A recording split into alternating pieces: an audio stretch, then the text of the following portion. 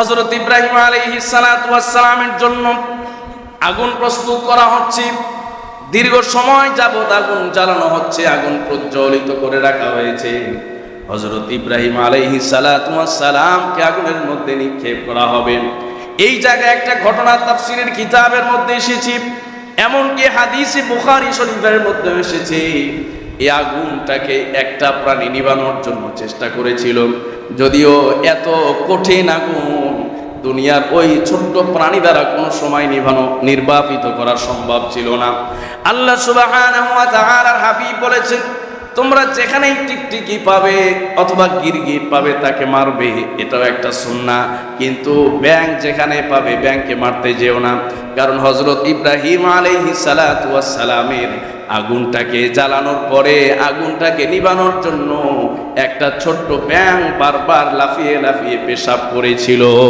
সুবহানাল্লাহ, বারবার লাফিয়ে লাফিয়ে তার পেশাব দ্বারা, এই পেশাবের সামান্য পানি দ্বারা আগুনকে নির্বাপিত করার চেষ্টা করেছিল। সম্মানিত ভাইয়ারা, এই যে অগ্নিকুণ্ড, ব্যাঙের পেশাবে এই আগুনকে নিভবে কোনোদিনও সম্ভব, কিন্তু চেষ্টা, সে তার সামর্থ্য অনুযায়ী, সে তার সাধ্য অনুযায়ী চেষ্টা করেছে। এই জন্য আল্লাহ সুবহানাহু ওয়া তাআলার কাছে ওই বান্দাই সবচেয়ে প্রিয় যে তার সামর্থ্য অনুযায়ী দ্বীনের উপরে চলার চেষ্টা করে। চেষ্টার পরে যদি হাজারো ভুল হয়, ত্রুটি হয়, আল্লাহ সুবহানাহু ওয়া তাআলা সেটা মাফ করে দিবেন। চেষ্টাই করি না, কোনোদিন সামনে অগ্রসরই হই না, একটা পা সামনের দিকে বাড়াই না, তো আল্লাহর সামনে কি আপনি জবাব? আর টিকটিকি সে উড়ে উড়ে বাতাস দিয়ে আগুনকে আরো প্রজ্বলিত করার জন্য চেষ্টা করেছে। টিকটিকি বাতাসে আগুন বাড়বেও না, ব্যাঙের পেশাবে আগুন নিভবেও না, কিন্তু এখান থেকেই হক আর বাতিল নিরূপণ হয়ে গিয়েছে। কথা বলুন ঠিক কিনা? কে সত্যের পক্ষে আর কে মিথ্যার পক্ষে? সম্মানিত ভাইয়েরা, হযরত ইব্রাহিম আলাইহিস সালাতু ওয়াস সালাম বারবার অনুরোধ করা হলো, তুমি যদি, যেহেতু তুমি উজিরে খাসের ছেলে, মুশিরে খাসের ছেলে, উপদেষ্টার ছেলে, যার সাথে নমরুদের এত মহাব্বত, তুমি যদি একবার ভুল স্বীকার করো তাহলে তোমাকে ছেড়ে দেওয়া হবে। আর এখানে এই আগুন তোমার নিশ্চিত মৃত্যু, এখান থেকে তুমি পানাহ পেয়ে যাবে, নিষ্কৃতি পেয়ে যাবে। হযরত ইব্রাহিম আলাইহিস সালাতু ওয়াস সালাম বললেন, হাসবুনাল্লাহু ওয়া নি'মাল ওয়াকিল, আমার জন্য ওই আল্লাহই যথেষ্ট, তিনি সবচেয়ে উত্তম কর্ম পরিচালনাকারী। আওয়াজ করে পড়ুন সুবহানাল্লাহ। মুআজ্জাজ মুহতারামুল মাকাম, সম্মানিত সুদী মুসল্লিয়ানে কেরাম, বেরাদারান ইসলাম, আল্লাহ পাক রব্বুল আলামিনের দরবারে অসংখ্য অগণিত শুকর ও সুজুদ যে মহান রব্বে করিম আমাদেরকে ঈমানের দৌলত দান করেছেন। আল্লাহ সুবহানাহু ওয়া তাআলা একজন ঈমানদারের জন্য পবিত্র জুমার দিনে অত্যন্ত গুরুত্বপূর্ণ সবচেয়ে বড় দায়িত্ব হলো জুমার সালাত আদায়। আল্লাহ সুবহানাহু ওয়া তাআলা সময়ের সেই সবচেয়ে গুরুত্বপূর্ণ বিধান, আল্লাহ পাকের আদেশ, জুমার সালাত আদায়ের উদ্দেশ্যে আমরা সকলে মসজিদে আসতে পেরেছি। সকলেই পড়ি আলহামদুলিল্লাহ। সম্মানিত সুদী মুসল্লিয়ানে কেরাম, রমজান শেষ হয়ে, শাওয়াল মাস শেষ হয়ে, জিলকদ মাসেরও 2 দশক অতিক্রম হতে চলছে। আল্লাহ সুবহানাহু ওয়া তাআলা অত্যন্ত গুরুত্বপূর্ণ 2টি বিধান, অত্যন্ত গুরুত্বপূর্ণ 2টি আদেশ, একটি হলো হজ আর একটি হলো কোরবানি। তো আল্লাহ সুবহানাহু ওয়া তাআলা এই 2টি বিধান যখনই আলোচনায় আসে, এই 2টি বিধানের কথা যখনই আলোচনায় আসে, সাথে সাথে এই 2টি বিধানের সাথে জড়িত, ওতপ্রোতভাবে জড়িত আল্লাহ পাক রব্বুল আলামিনের একজন নবী, আল্লাহ পাক রব্বুল আলামিনের খলিল এবং বন্ধু হযরত ইব্রাহিম আলাইহিস সালাতু ওয়াস সালামের কথা অটোমেটিক চলে আসে। হযরত ইব্রাহিম আলাইহিস সালাতু ওয়াস সালামের সাথে হজ এবং কোরবানি ইতিহাস জড়িত। যদিও হযরত আদম আলাইহিস সালাতু ওয়াস সালামের মাধ্যমেই আল্লাহ পাক বাইতুল্লাহকে তৈরি করেছিলেন। কোরআনে আল্লাহ পাক বলেছেন, ইন্না আউওয়ালা বাইতিন উদিআ লিন-নাস লাল্লাযী বিবাক্কাতা মুবারাকান ওয়া হুদাল লিল আলামিন। পৃথিবীর প্রথম মানুষ, প্রথম নবী এবং রাসূল হযরত আদম আলাইহিস সালাতু ওয়াস সালামের মাধ্যমে তৈরি করেছিলেন।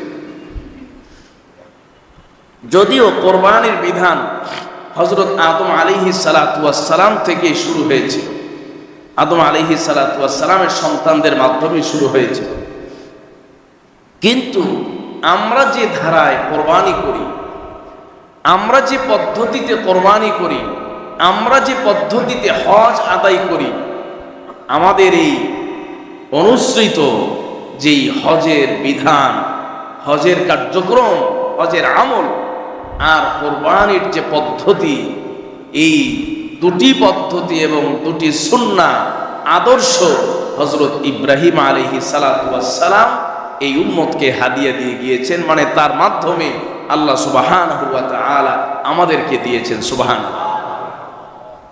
এজন্যই তাকে আল্লাহ সুবহানাহু ওয়া তাআলা মিল্লাতা আবিকুম বলেছেন, মানে জাতির পিতা, আদর্শের পিতা, আদর্শিক পিতা। এবং হযরত আদম আলাইহিস সালাতু ওয়াস সালাম থেকে যত নবী রাসূল এসেছেন, তারা একমাত্র তাওহীদের দাওয়াত দিয়েছেন, আল্লাহর প্রতি ঈমান আনার দাওয়াত দিয়েছেন। যারাই যুগে যুগে আল্লাহর প্রতি ঈমান এনেছে তাদেরকেই মুসলিম বলা হয়। কারণ আল ইসলাম শব্দের অর্থ হলো আনুগত্যের শির অবনত করা, মানে আল্লাহর বিধানের সামনে, আল্লাহর আদেশের সামনে নিজের মাথাকে নত করে দেওয়া, মানে আল্লাহ তাআলা যা বলেছেন সেটাকেই আমি বাস্তবায়ন করব। সুবহানাল্লাহ। যদিও সব উম্মতকেই, তাওহীদবাদী সমস্ত মানুষকেই মুসলিম বলা হয়, কিন্তু আল্লাহ সুবহানাহু ওয়া তাআলার খলিল হযরত ইব্রাহিম আলাইহিস সালাতু ওয়াস সালাম এই উম্মতকে সেই মুসলিম উপাধি দিয়ে গিয়েছেন। আল্লাহ তাআলা মুসলিম হিসেবে একমাত্র জাতিকে নামকরণ করেছেন, সেটি হলো উম্মতে মুহাম্মাদী। সুবহানাল্লাহ। আল্লাহ পাক বলেছেন, হুয়া সাম্মাকুমুল মুসলিমিন, তিনিই তো তোমাদেরকে মুসলিম নাম রেখেছেন। সম্মানিত ভাইয়েরা, হযরত ইব্রাহিম আলাইহিস সালাতু ওয়াস সালামের সাথেই মূলত আমাদের যে হজ, যেভাবে আমরা আদায় করি, হজের যে সমস্ত কার্যক্রমগুলো আমরা পালন করি, কোরবানির যে পদ্ধতি, এই দুইটি বড় বড় বিধানের সাথে হযরত ইব্রাহিম আলাইহিস সালাতু ওয়াস সালামের ঐতিহাসিক অসংখ্য স্মৃতি জড়িত, অসংখ্য স্মৃতি বিজড়িত এই দুটি আমলের সিজন এবং মৌসুম বর্তমানে চলছে। তো আমরা যদি হজ এবং কোরবানি সম্পর্কে আলোচনা করতে যাই, তাহলে সবার আগে হযরত ইব্রাহিম আলাইহিস সালাতু ওয়াস সালামকে নিয়ে আলোচনা করতে হয়। যদিও অনেক আলোচনায় আমি হজ এবং কোরবানি সম্পর্কে আলোচনা করেছি, যা আমি মনে করি আপনাদের শুনতে শুনতে অনেকের মুখস্থ হয়ে গিয়েছে। এই জন্য চিন্তা করলাম যে হযরত ইব্রাহিম আলাইহিস সালাম, যার স্মৃতিকে আমরা অনুসরণ করছি, যার সুন্নাহকে, আদর্শকে আমরা অনুসরণ করছি, তার সেই সংগ্রামী জীবন সম্পর্কে আমাদের জানা উচিত। আল্লাহ সুবহানাহু ওয়া তাআলা কোন প্রেক্ষিতে, কিভাবে এই দুটি বিষয়ের সাথে তাকে স্মরণীয় করলেন এবং কিয়ামত পর্যন্ত স্মরণীয় করলেন, আল্লাহ সুবহানাহু ওয়া তাআলা সূরাতুল বাকারায় ইরশাদ করেছেন, ওয়া ইয ইবতালা ইব্রাহিমা রাব্বুহু বিকালিমাতিন ফাআতাম্মাহুন ক্বালা ইন্নী জা'iলুকা লিন-নাসি ইমামা ক্বালা ওয়া মিন যুররিয়্যতি ক্বালা লা ইয়ানালু আহদির যালিমিন। আল্লাহ পাক বলেন, ওয়া ইয ইবতালা ইব্রাহিমা রাব্বুহু বিকালিমাত, আল্লাহ পাক রব্বুল আলামিন তার খলিল ইব্রাহিমকে পরীক্ষা করলেন, বিকালিমাতিন, কয়েকটি বিষয়ে। ওয়া ইয ইবতালা ইব্রাহিমা রাব্বুহু বিকালিমাত ফাআতাম্মাহুন, আল্লাহ পাক যখন ইব্রাহিম আলাইহিস সালাতু ওয়াস সালামকে কয়েকটি বিষয়ে পরীক্ষা করলেন, আর এই সব বিষয়গুলোতে হযরতে ইব্রাহিম আলাইহিস সালাম পরিপূর্ণ অ্যানসার করেছিলেন। সুবহানাল্লাহ। ফাআতাম্মাহুন্না, তিনি সেগুলোকে পূর্ণ করেছেন। ক্বালা ইন্নী জাইলুকা লিন-নাসি ইমামা, আল্লাহ বললেন যে আমি তো আপনাকে মানুষের ইমাম বানাতে চাই, মানুষের নেতা বানাতে চাই, মানুষের আইডল বানাতে চাই, অনুসরণীয় ব্যক্তি বানাতে চাই। সুবহানাল্লাহ। জাইলুকা লিন-নাসি ইমামা, ইমামকে মানুষ অনুসরণ করে, কারণ তিনি সামনে থাকেন, মুক্তাদা। আর এই জায়গায় আসতে হলে পরীক্ষার প্রয়োজন আছে না নাই? পরীক্ষা ছাড়া আমাদের দেশেও কোনো ছোট মসজিদেও ইমাম খতিব নিয়োগ দেওয়া হয় না। আল্লাহ সুবহানাহু ওয়া তাআলা তাকে ইমাম বানাবেন আর পরীক্ষা নেবেন না, এটা তো হতেই পারে না। কথা বলুন ঠিক কি না? আল্লাহ বলেন ইন্নী জাইলুকা লিন-নাসি ইমামা, আমি তোমাকে ইমাম বানাতে চাই মানব সম্প্রদায়ের জন্য। আল্লাহ সুবহানাহু ওয়া তাআলা বললেন আমি তোমাকে ইমাম বানাতে চাই মানব সম্প্রদায়ের জন্য, মানব জাতির জন্য। হযরত ইব্রাহিম আলাইহিস সালাম বললেন ক্বালা ওয়া মিন যুররিয়াতি, আল্লাহ ইমাম কি শুধু আমাকেই বানাবেন নাকি আমার সন্তান সন্ততিদেরকেও আপনি ইমাম বানাবেন? সুবহানাল্লাহ। মানে এই যে নেতৃত্ব, নেতৃত্বের যে মর্যাদা, এটি কি শুধু আপনি আমাকে দিবেন নাকি আমার পরবর্তী প্রজন্মকেও আপনি এই মর্যাদা দান করবেন? সুবহানাল্লাহ। হযরত ইব্রাহিম আলাইহিস সালাতু ওয়াস সালাম জানতেন যে শেষ জামানায় যিনি আসবেন তিনি হবেন ইমামুল আম্বিয়া, সমস্ত ইমামের ইমাম। আল্লাহু আকবার। আর সেই মানুষটিকে আপনি কার ঔরসে দান করবেন, এইদিকে ইঙ্গিত করে আল্লাহকে বলেছেন আল্লাহ শুধু কি আমাকে ইমাম বানাবেন নাকি আমার সন্তানদেরকে ইমাম? আল্লাহ সুবহানাহু ওয়া তাআলা জানিয়েছেন যে আপনাকেও ইমাম বানাবো, আবার আপনার সন্তানদেরকেও ইমাম বানাবো। এই জন্য তার সন্তানদেরকেও আল্লাহ পাক নবী বানিয়েছেন। তার সন্তানের সিলসিলায় আখেরি নবী নবীজি মুহাম্মদ সাল্লাল্লাহু আলাইহি সাল্লামকে আল্লাহ পাক সমুদয় ইমামদের ইমাম বানিয়েছেন। সুবহানাল্লাহ। আল্লাহ সুবহানাহু ওয়া তাআলা হযরত ইব্রাহিম আলাইহিস সালাতু ওয়াস সালামকে পরীক্ষা করলেন। তাফসীরের কিতাব যদি আপনি অন্বেষণ করেন, ঘাটাঘাটি করেন, দেখবেন অনেকগুলো বিষয় আলোচনা এসেছে।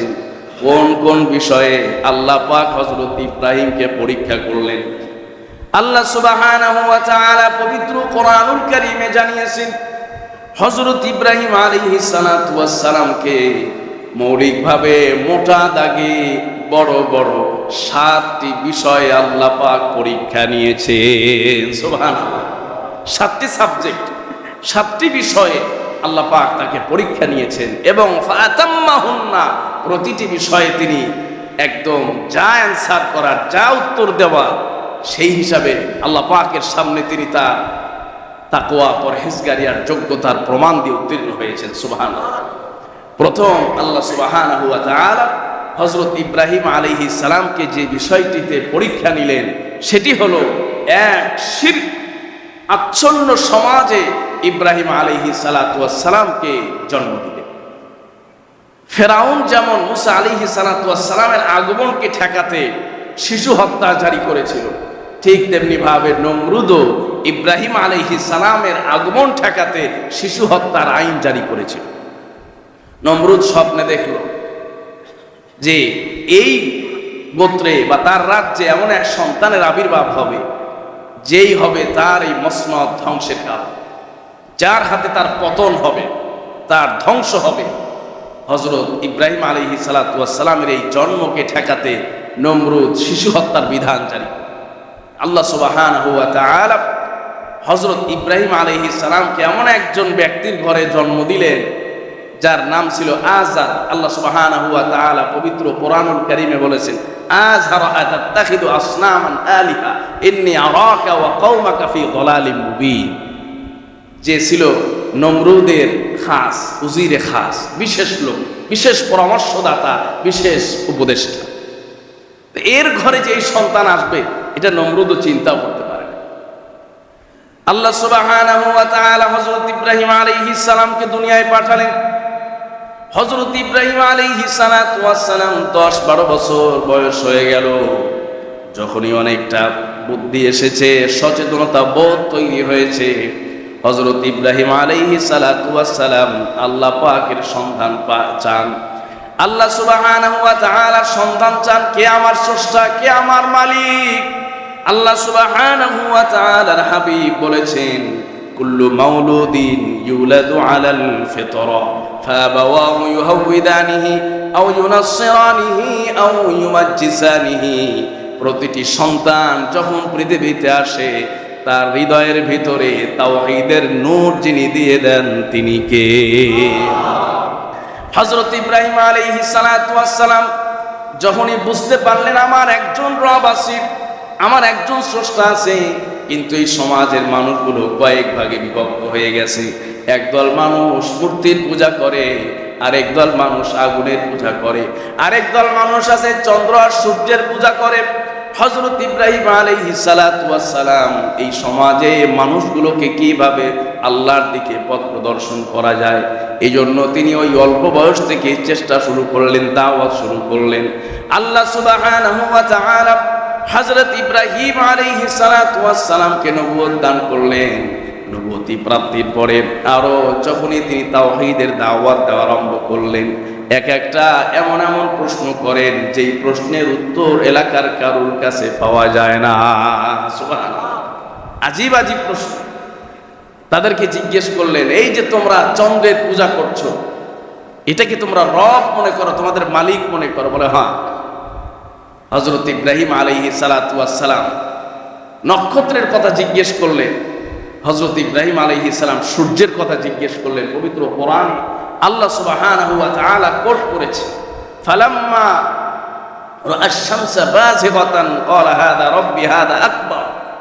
আল্লাহ সুবহানাহু ওয়া তাআলা কালামে হাকিমে কোট করেছেন ইব্রাহিম আলাইহিস সালাতু ওয়াস সালাম ফালাম্মা জান্না আলাইহিল লাইল রাআ কাওকাবা। একদিন রাত আসলো, রাত্রিবেলায় দেখলেন একটা নক্ষত্র তারকা উদিত হয়ে আছে, মনে করলেন যে এই তো আমার রব। কিছুক্ষণ পরেই ফালাম্মা আফালা, তারকা আপনার ডুবে গেল। বলেন যে যে ডুবে যায়, ফালাম্মা যে ডুবে যায় তাকে আমি পছন্দ করি না, সে আমার রব হতে পারে না। সুবহানাল্লাহ।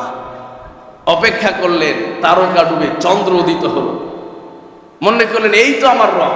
কিছুক্ষণ পরে চন্দ্র ডুবে গেল। আল্লাহ পাক কোট করেছেন যে না, আমি তো এটাকেও পছন্দ করি না, যে ডুবে যাবে সে আমার রব হতে পারে না। আমি শিরিক থেকে আল্লাহর কাছে পানাহা চাই। সুবহানাল্লাহ। যখন রাত শেষ হয়ে সূর্য উদিত হলো, বিশাল এক সূর্য, আল্লাহ পাক রব্বুল আলামিন কোট করেছেন হাদা রব্বি আকবার, এ তো আমার রব, তুলনামূলক সূর্য চন্দ্রের চাইতে এবং তারকার চাইতে বড়। মনে হয় এটি আমার রব। কিছুক্ষণ পরে আস্তে আস্তে সূর্য যখন মাথার উপরে উঠলো, আবার যখন দিনটা গড়িয়ে বিকেল হয়ে যায়, সূর্যটা আস্তে আস্তে অস্ত যায়, সন্ধ্যা ঘনিয়ে আসলো, সূর্য অস্ত গেল। হযরত ইব্রাহিম আলাইহিস সালাতু ওয়াস সালাম সবাইকে ডাকলেন, বললেন দেখো, এই যে তোমরা যাকে রব মনে করো, চন্দ্র চলে গেল, সূর্য চলে গেল, তারকাও চলে গেল। হযরত ইব্রাহিম আলাইহিস সালাতু ওয়াস সালাম বললেন, যারা চলে যায়, যাদের অস্তিত্ব সাময়িক, তাদেরকে আমি রব মানতে পারি না। সুবহানাল্লাহ। হযরত ইব্রাহিম আলাইহিস সালাতু ওয়াস সালাম বললেন, ইন্নী ওয়াজ্জাহতু ওয়াজহিয়া লিল্লাযী ফাতারাস সামাওয়াতি ওয়াল আরদা হানিফা ওয়া মা আনা মিনাল মুশরিকিন। হযরত ইব্রাহিম আলাইহিস সালাম বললেন, তারকা থেকে আমার চেহারাকে ফিরিয়ে নিলাম, সূর্য থেকে আমার চেহারাটাকে ফিরিয়ে নিলাম, নক্ষত্র থেকে আমার চেহারাটাকে ফিরিয়ে নিলাম, যার দিকে আমি একমাত্র চেহারা করলাম তিনি কে? ইন্নী ওয়াজ্জাহতু ওয়াজহিয়া লিল্লাযী ফাতারাস সামাওয়াতি ওয়াল আরদ।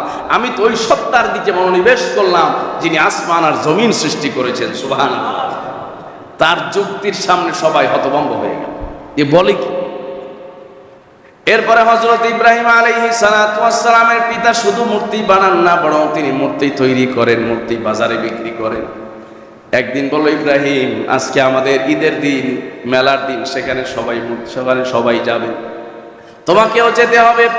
হযরত ইব্রাহিম আলাইহিস সালাতু ওয়াস সালাম বললেন, ইন্নী সাকিম, আমি অসুস্থ, শারীরিক কোনো অসুস্থতা নয়, অন্তরের ব্যাধি। অন্তরের মধ্যে মানুষের ঈমানের জন্য জ্বালা পোড়া করে, ঈমানের জন্য ব্যথা, ভারাক্রান্ত হৃদয়। বলেন আমি অসুস্থ, আমি যেতে পারবো না। তিনি শুয়ে আছেন। সবাই যখন মেলায় চলে গেছেন, হযরত ইব্রাহিম আলাইহিস সালাতু ওয়াস সালাম বললেন, বাস্তবতা দ্বারা মানুষকে উদাহরণ না দিলে মানুষ তো বুঝবে না। যখন মূর্তি, যেখানে মূর্তি রাখা হয় তাদের ইবাদতশালায় ঢুকছেন, সব মূর্তিগুলো দাঁড়িয়ে আছে, কুড়াল নিয়ে সব মূর্তিগুলোকে ভাঙলেন। বড় একটা মূর্তি ছিল, ওই মূর্তির কাঁধের মধ্যে কুরআনটা আটকে রাখলেন, ঝুলিয়ে রাখলেন। কোরআনে আল্লাহ পাক রব্বুল আলামিন কোট করেছেন। সবাই যখন মেলা থেকে আসলো, আসার পরে ইবাদত গাহে ঢুকেছে, সব মূর্তিগুলো ভাঙ্গা।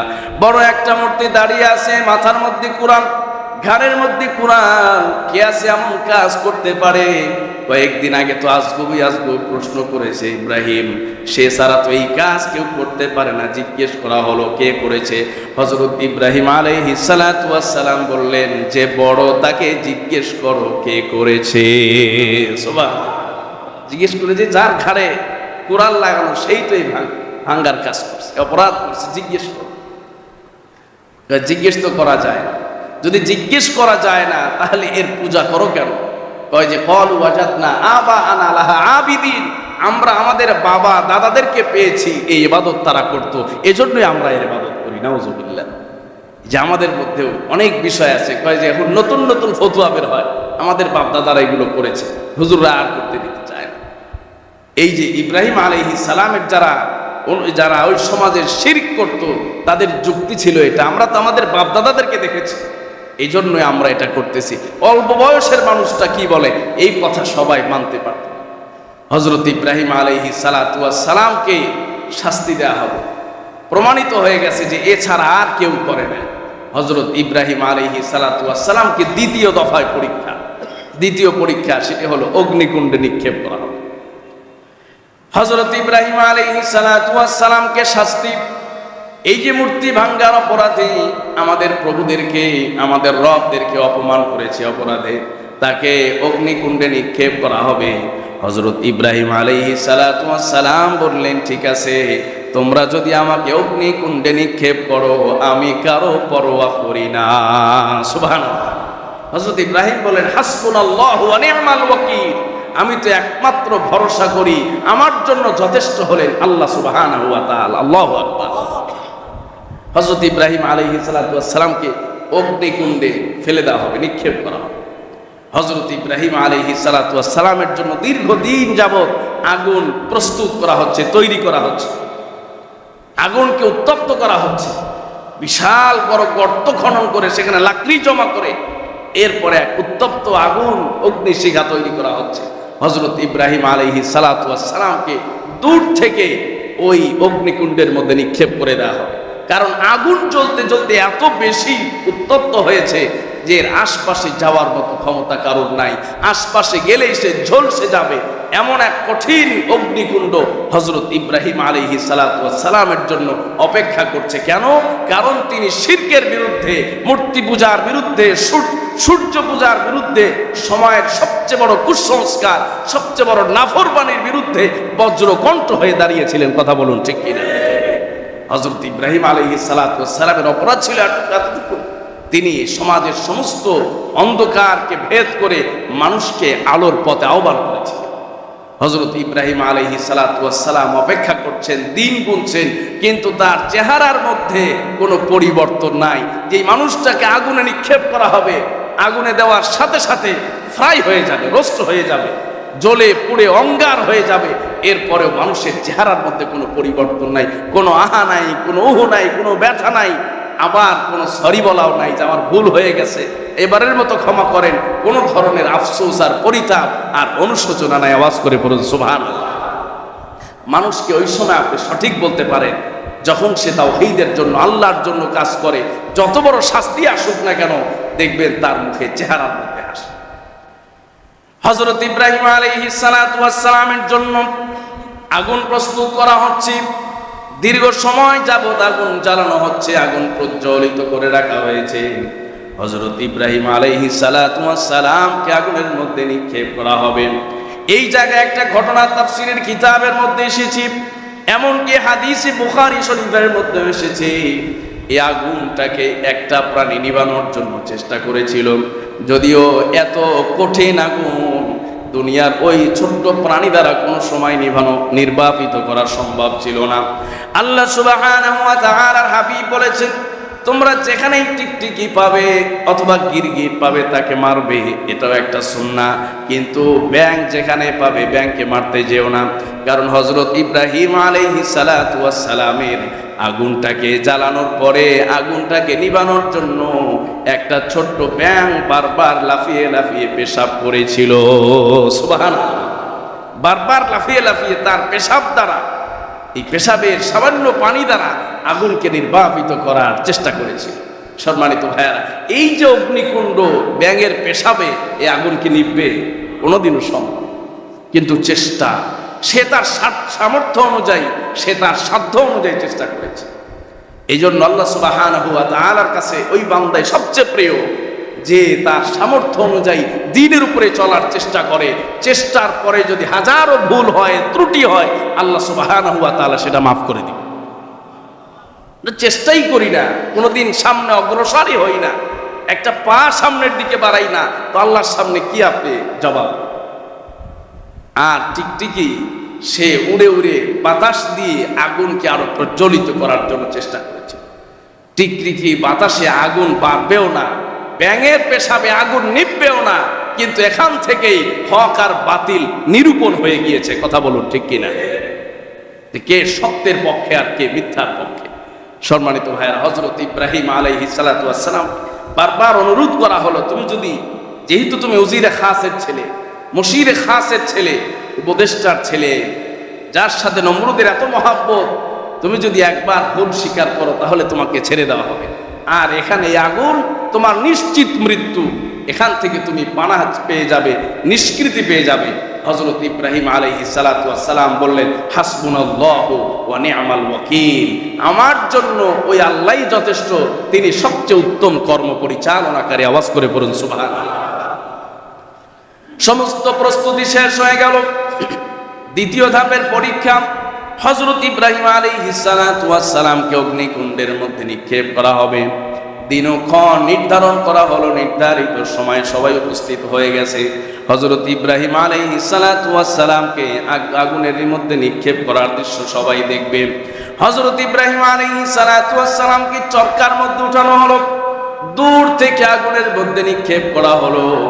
হযরত ইব্রাহিম আলাইহিস সালাতু ওয়াস সালামের পোশাকগুলোকে খুলে ফেলা হয়েছে, যেন পরার সঙ্গে সঙ্গে আগুন দ্বারা তিনি ঝলসে যান, আগুন দ্বারা যেন শেষ হয়ে যান। এজন্য নবীজি সাল্লাল্লাহু আলাইহি ওয়াসাল্লাম কিয়ামতের ময়দানে হাদিস বর্ণনা করতে গিয়ে বলেছেন, তাহিয়াউনা কামা তামুতুন, যখন তোমরা কিয়ামতের ময়দানে উঠবে, যেই মানুষটা যেভাবে মৃত্যুবরণ করেছে, যে হালতে মৃত্যুবরণ করেছে, সেই হালতেই উঠবে। হাদিসের মধ্যে এসেছে, এই জন্য কোন মানুষ যদি আত্মহত্যা করে দুনিয়াতে বিষ পান করে যদি সে জীবনটাকে শেষ করে দেয়, কিয়ামতের ময়দানে বিষক্রিয়া নিয়ে উঠবে। কেউ যদি ছুরি দিয়ে আত্মহত্যা করে, ছুরি নিয়ে আত্মহত্যা করতে করতে কিয়ামতের দিন উঠবে। এজন্য দুনিয়াতে নিজের জীবন নিয়ে, নিজের মৃত্যু নিয়ে সব সময় সাবধানে থাকতে হয়। আবার কেউ যদি সিজদা করতে করতে মারা যায়, কিয়ামতের ময়দানে সিজদা দিতে দিতে উঠে যাবে। সুবহানাল্লাহ। কেউ যদি কোরআন তেলাওয়াত করতে করতে মারা যায়, সে কোরআন তেলাওয়াত করতে করতে উঠবে। নবীজি বললেন, দেখো, যে যেভাবে মরবে, যে হালতে মরবে, সেই হালতেই উঠবে, কিন্তু কারোর শরীরে কোনো কাপড় থাকবে না। সুবহানাল্লাহ। আম্মা জান আয়েশা যখন এই হাদিস শুনলেন, বললেন, ইয়া রাসূলুল্লাহ, আমরা তো আপনার স্ত্রী, আমাদের কি অবস্থা হবে? নবীজি সাল্লাল্লাহু আলাইহি সাল্লাম বললেন, দেখো, কিয়ামতের বিভীষিকা এত কঠিন হবে, কার শরীরে বস্ত্র আছে আর কার শরীরে বস্ত্র নাই, কার শরীরে কাপড় আছে আর কার শরীরে কাপড় নাই, মানুষের এদিকে তাকানোর মতো কোনো মানসিকতাই থাকবে না। সুবহানাল্লাহ। সাহাবায়ে কেরামকে বললেন, শোনো, তবে সবচেয়ে গুরুত্বপূর্ণ আর আশ্চর্য বিষয় হলো, কিয়ামতের ময়দানে আল্লাহ পাক যাকে প্রথম কাপড় পরাবেন তিনি হলেন হযরত ইব্রাহিম আলাইহিস সালাম। সুবহানাল্লাহ। সাহাবায়ে কেরাম বলেন, ইয়া রাসূলুল্লাহ, আল্লাহ পাক তাকে এই মর্যাদা দিবেন। অনেকগুলো ব্যাখ্যা এসেছে, তার মধ্যে এটা একটা ব্যাখ্যা আছে, নমরুদ নাকি তার কাপড় খুলে ফেলেছিল। এই যে আল্লাহ পাকের একজন নবীকে বেইজ্জতি করেছিল, আল্লাহ পাক কিয়ামতের ময়দানে সর্বোচ্চ মর্যাদা তাকে দান করবেন। সুবহানাল্লাহ। আবার অনেকেই বলেছেন, ওলামায়ে কেরাম বলেছেন যে আল্লাহ পাকের তাওহীদের জন্য তিনি সর্বোচ্চ ত্যাগ করেছেন, সর্বোচ্চ কোরবানি করেছিলেন, দফায় দফায় আল্লাহ পাক তাকে পরীক্ষা করেছেন। এটারই পুরস্কার হিসাবে, সম্মান হিসাবে আল্লাহ পাক তাকে প্রথম কাপড় পরাবেন। সুবহানাল্লাহ। হযরত ইব্রাহিম আলাইহিস সালাতু ওয়াস সালামকে আগুনের মধ্যে নিক্ষেপ করা হলো। হযরত ইব্রাহিম আলাইহিস সালাতু ওয়াস সালাম আগুনের মধ্যে যখনই নিক্ষিপ্ত হবেন, আল্লাহ পাক রব্বুল আলামিন সূরাতুল আম্বিয়ায় কোট করেছেন, কুলনা ইয়া নারু কুনি বারদান ওয়া সালামান আলা ইব্রাহিম।